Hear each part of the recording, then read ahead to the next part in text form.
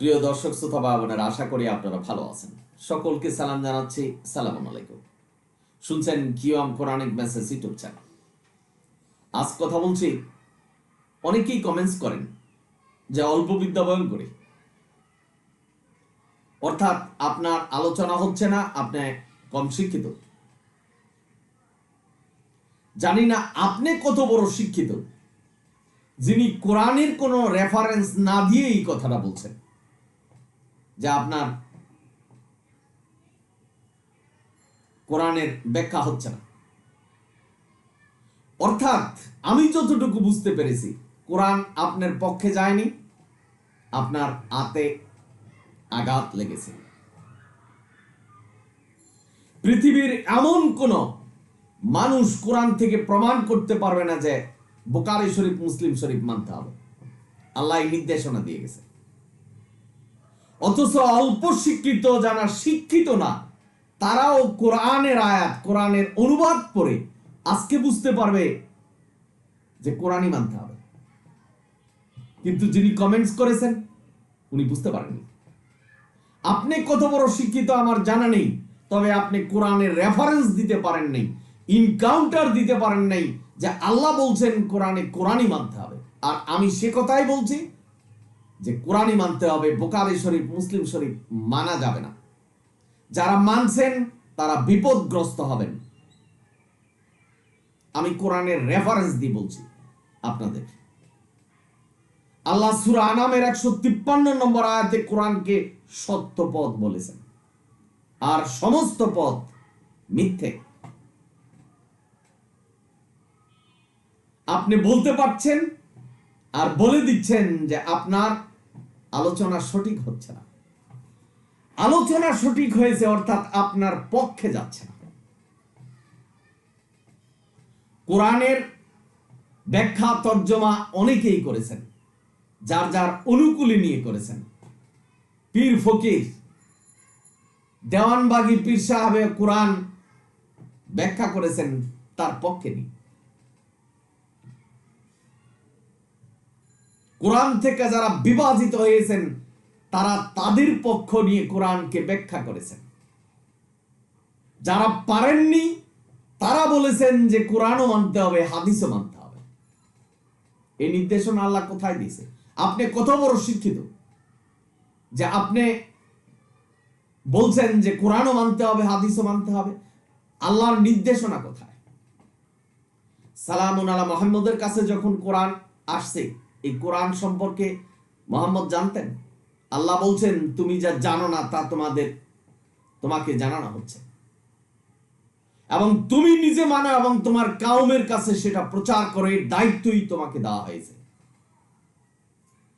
আপনি কত বড় শিক্ষিত যে নবীকে আল্লাহর পর্যায়ে দাঁড়া করাচ্ছেন, যে বুখারী শরীফ মুসলিম শরীফ নবীর নির্দেশনা আর কোরআন হলো আল্লাহর নির্দেশনা।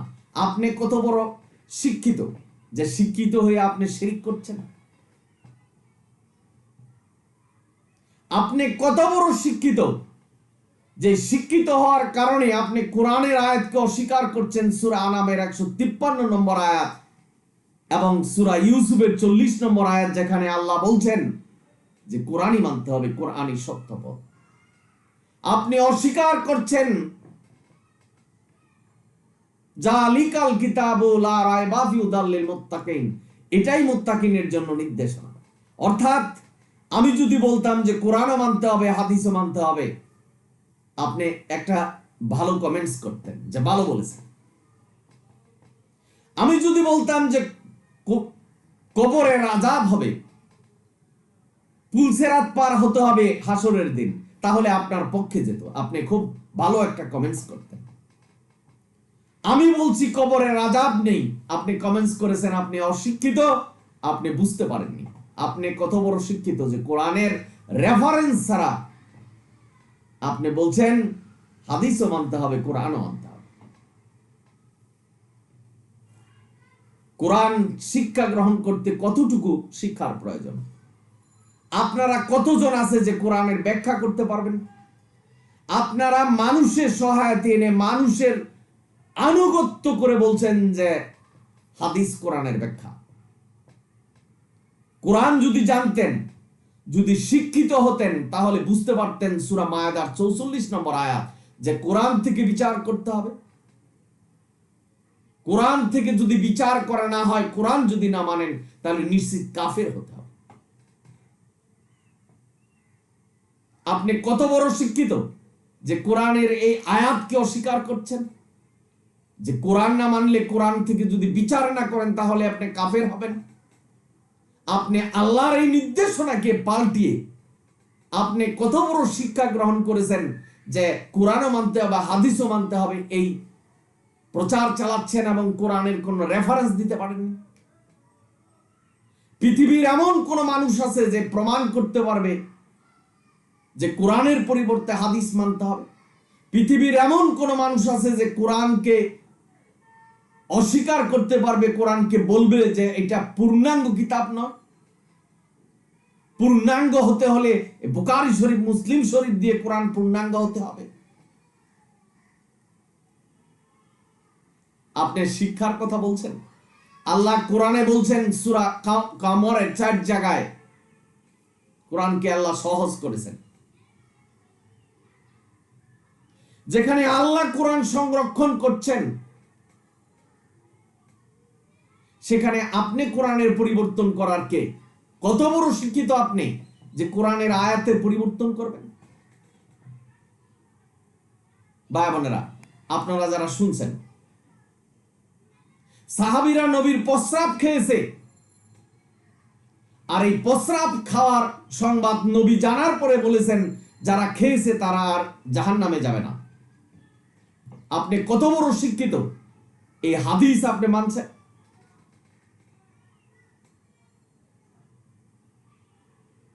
এই বাস্তব জীবনে কাজী নজরুল ইসলাম, রবীন্দ্রনাথ ঠাকুর কত বড় শিক্ষিত ছিলেন।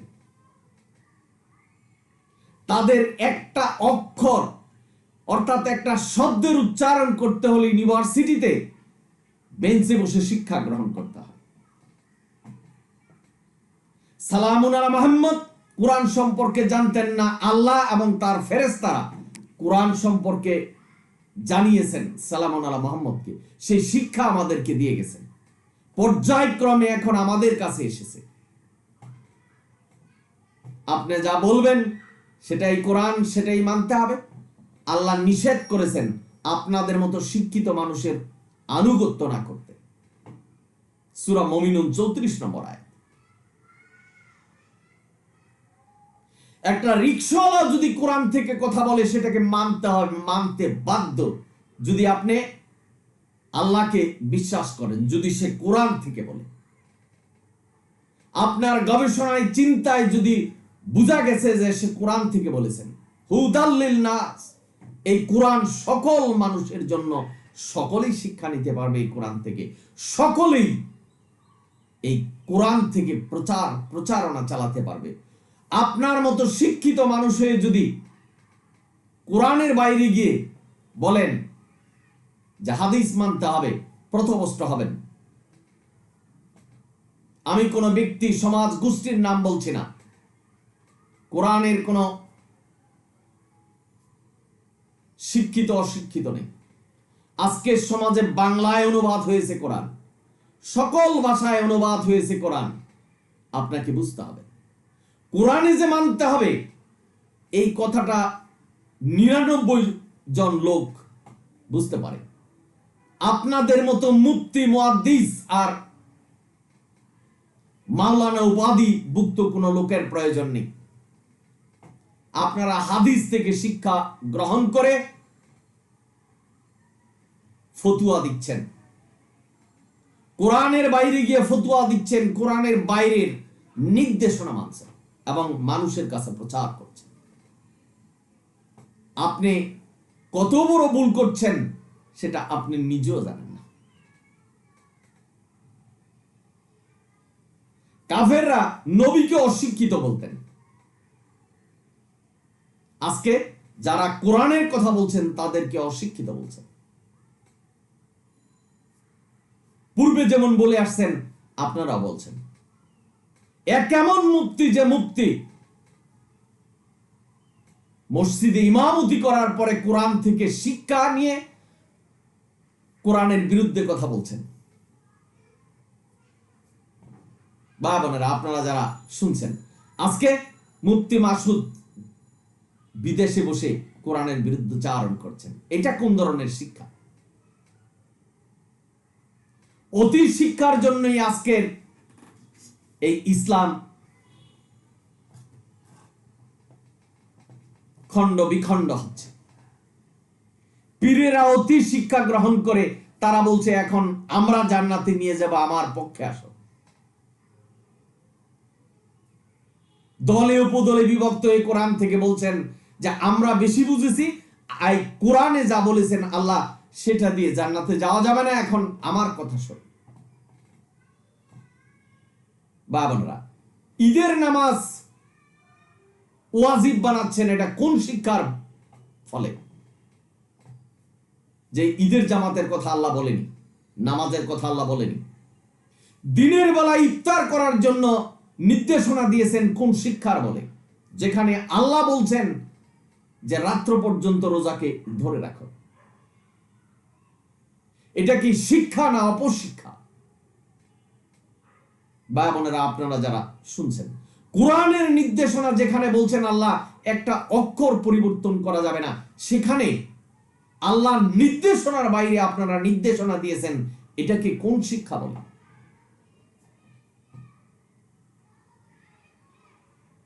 নবীকে আল্লাহ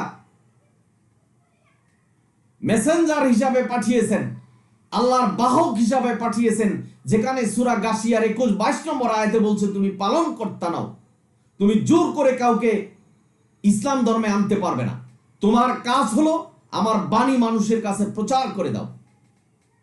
তো কোন শিক্ষার বলে এই সালামুন আলা মুহাম্মদকে আপনারা হুকুমদাতা বানাচ্ছেন? যে সালামুন আলা মুহাম্মদ হুকুম দিয়ে গেছেন, যেটা বুখারী শরীফ, মুসলিম শরীফ। সালামুন আলা মুহাম্মদ এই দুনিয়াতে ছিলেন, ওনার কি সিল সম্পর্কিত কিতাবুন নবী নামে কোন কিতাব এসেছে? আপনারা বলছেন যে বুখারী শরীফ, মুসলিম শরীফ এগুলো আল্লাহর কাছ থেকে এসেছে, কোরআনের বাইরে আল্লাহর ওহী। আবার বলছেন এটা নবী নির্দেশনা দিয়ে গেছেন। এটা কোন শিক্ষার বলে বলছেন? যেখানে আল্লাহ বলছেন ইন্না হাযাল কোরআন, কোরআনী পথ দেখাবে, আপনারা বলছেন হাদিস পথ দেখাবে। এটা কোন শিক্ষার বলে? ভাই বোনেরা, আপনারা যারা শুনছেন, প্রিয় দর্শক, কোরআন শিক্ষা আজকের অনুবাদ হয়েছে। কোরআন একটা নয়, দুইটা নয়, তিনটা নয়, ইংলিশ ভার্সনের অনুবাদ পড়বেন, তাহলে সঠিকটা বুঝতে পারবেন। সূরা কাউসার, এই কাউসার শব্দের অর্থ হলো কোরআন কোন শিক্ষার বলে? আপনি এক পেয়ালার পানি বলছেন যে নবী এটার মালিক হবে, কোন শিক্ষার বলে? দুনিয়ার একটা ধুলিবালি হলো আল্লাহর অধীনে, এটা আল্লাহই মালিক, আর এক পেয়ালার পানির মালিক কিভাবে সালামুন আলা মুহাম্মদ হয়? যে এক পেয়ালা পানি খেলে আপনি হাসরের দিন তৃষ্ণার্ত হবেন না। আল্লাহ যার উপরে রহমত করবে, যিনি আল্লাহর হুকুম বিধান পালন করে দুনিয়া থেকে চলে গেছেন, তার কখনোই পিপাসিত হবেন না, পিপাসা লাগবে না, এক পেয়ালা পানির প্রয়োজন নেই। যে কাউসার শব্দের অর্থ হলো কোরআন, সেটাকে এক পেয়ালা পানি বানালেন, এটা কোন শিক্ষার বলে? মানুষকে উচ্চ শিক্ষা নামের আগে মুফতি, মুহাদ্দিস, মাওলানা এগুলি লেখে মানুষের কাছে আপনার নিজেকে বিক্রি করছে, যে আমরা যা বলবো সেটাই ইসলাম ধর্মের বিধান, অথচ আল্লাহ সুস্পষ্টভাবে বলছেন যে আল্লাহর নির্দেশনাই ইসলামের বিধান। কোন শিক্ষার বল? ভাই বোনেরা, আপনারা যারা শুনছেন, আজকে কোন শিক্ষার বলে মাদ্রাসায় বানাচ্ছেন এবং মাদ্রাসায় লেখাপড়া করাচ্ছেন, হাদিস শিক্ষা দিচ্ছেন এবং বলছেন যে কোরআনের হাফেজ যারা হবে তারা 10 জন এমন ব্যক্তিকে সাফায়াত করে জান্নাতে নিয়ে যাবে যারা জাহান্নামের জন্য আল্লাহ নির্দেশনা দিয়েছেন। কোন শিক্ষা বলে এই কথা বলছেন? কোরআনের কোন আয়াতে এই কথা বলছেন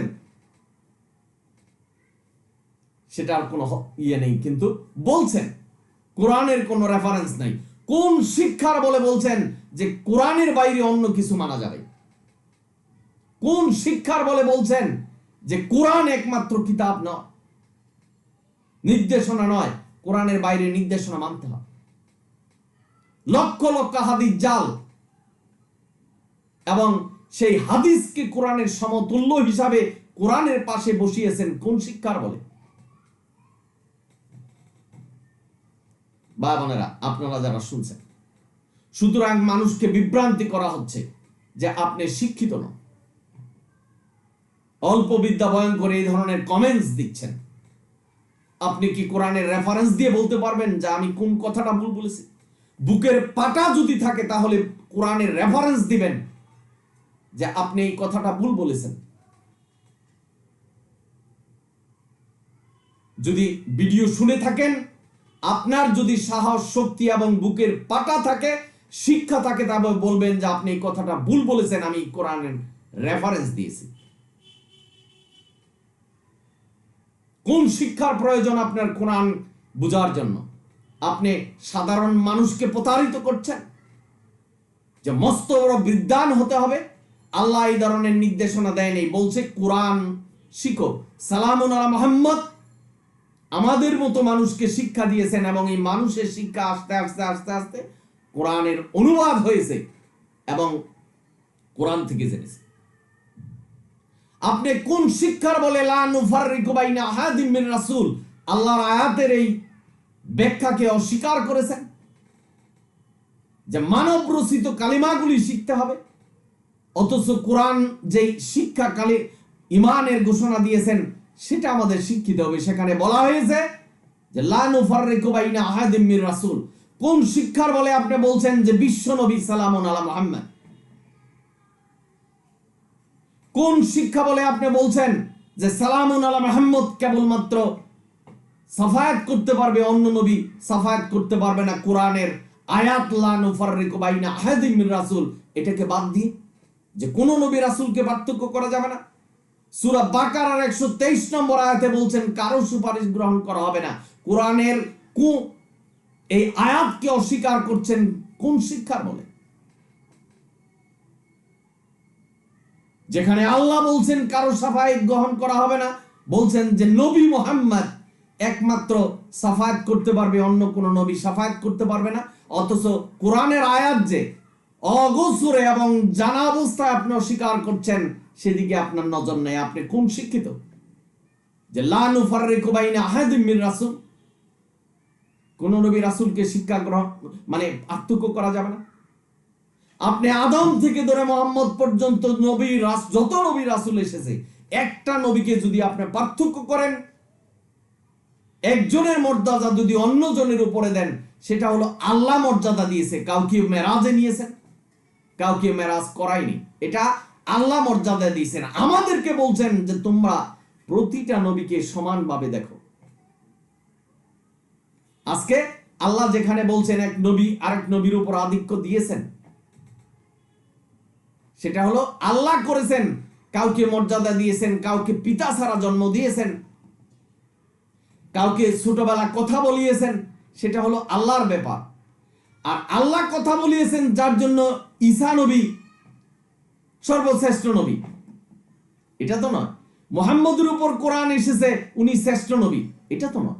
সকল নবীকে এক চোখে এক সম্মানে আমাদের দেখতে হবে। সেটা আল্লাহর প্রয়োজনে কাউকে ঊর্ধ্বগমন করিয়েছেন, কাউকে ছোটবেলায় নবী বানিয়েছেন, কাউকে ছোটবেলা কথা বলিয়েছেন, সেটা হলো আল্লাহর ব্যাপার। কিন্তু আমাদের আদম থেকে ধরে মুহাম্মদ পর্যন্ত সকলকে সমান চোখে দেখতে হবে। আপনার কোন শিক্ষার বলে নবী রাসূলদের পার্থক্য করছেন? এই শিক্ষা দিয়ে যদি মানুষের কাছে প্রচার করেন, মানুষ পথভ্রষ্ট হবে। আশা করি বুঝতে পেরেছেন। আমি আপনাদের প্রিয় দর্শক শ্রোতাদেরকে বলছি, প্রতারিত হবেন না। নিজেকে শক্ত করুন, মানুষের আনুগত্য করবেন না। কোরআন যা বলছেন সেটাই বলুন।